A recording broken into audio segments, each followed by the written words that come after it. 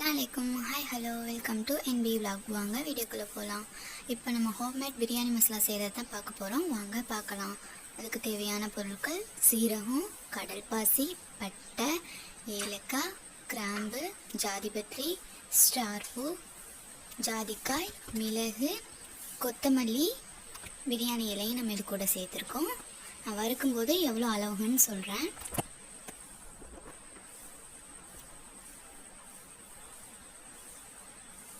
இந்த பொருட்களை வச்சு தான் நம்ம வறுத்து பவுடர் பண்ணி பிரியாணிக்கு யூஸ் பண்ணுற மசாலா. பாருங்கள், ஸ்டவ் ஆன் பண்ணி நம்ம கடாய் வச்சு நல்லா கடாய் காயட்டும். வெறும் கடாயில் தான் இப்போ நம்ம வறுக்க போகிறோம். இப்போ நம்ம கொத்தமல்லியை போட்டு நல்லா வறுத்து எடுத்துப்போம். அதுபோல் நீங்கள் ஸ்டவ்வை ஹை ஃப்ளேமில் வைக்க வேணாம், சிம்லேயே இருக்கட்டும். அப்படியே கைவிடாமல் அதை வறுத்துக்கிட்டே இருங்க. எல்லா பொருளையும் போட்டு நம்ம கொத்தமல்லி 5 டீஸ்பூன் சேர்த்தோம். ஏலக்காய் 3 டீஸ்பூன் சேர்த்துருக்கோம். இலை 2 இலை நம்ம சேர்த்துருக்கோம்.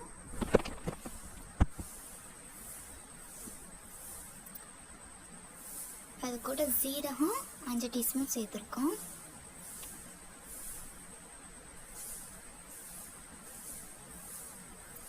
கிராம்பு 2 டீஸ்பூன் சேர்த்துருக்கோம்.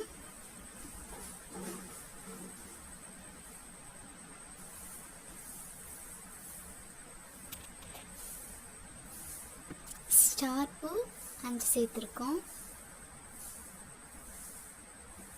மிளகு 1 டீஸ்பூன் சேர்த்துருக்கோம். ஜாதிபத்திரி 4 பூ சேர்த்துருக்கோம்.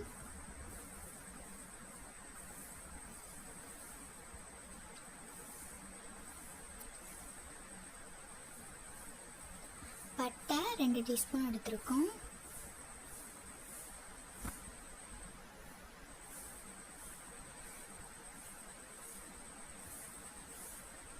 கடல் பாசி 2 டீஸ்பூன் சேர்த்துருக்கோம்.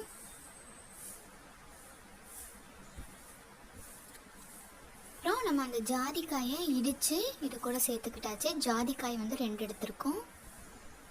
இது எல்லாத்தையும் கைவிடாமல் எல்லாத்தையும் பொன்னிறமாகவே வறுத்து எடுத்துக்கோங்க. 5 நிமிஷம் சிம்மிலே வச்சு நல்லா வறுத்து எடுத்துக்கோங்க. நாங்கள் இது கூட காஞ்ச மிளகாவும் சேர்க்கலாம். நாங்கள் சேர்க்கலை. மிளகு நீங்கள் அதிகமாக வேணும்னா மிளகு இன்னும் சேர்த்துக்கலாம். உங்களுக்கு காரம் பிடிக்கும்னா நீங்கள் மிளகும் காஞ்ச மிளகாவையும் நல்லா சேர்த்துக்கலாம். நம்ம பிரியாணியில் மிளகாய் தூள் சேர்க்கறதுனால இந்த பிரியாணி மசாலாவும் அதுவும் கரெக்டாக இருக்கும் காரம்.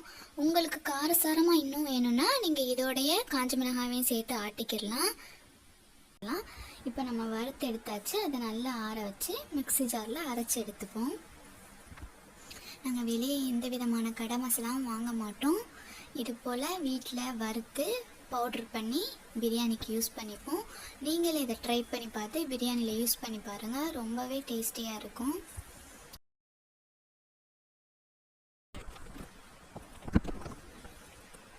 நாங்கள் எல்லா பிரியாணிக்குமே இந்த மசாலா மட்டும்தான் யூஸ் பண்ணுவோம். நல்லா ஆற விட்டு இப்போ அரைச்சி எடுத்துக்கோங்க.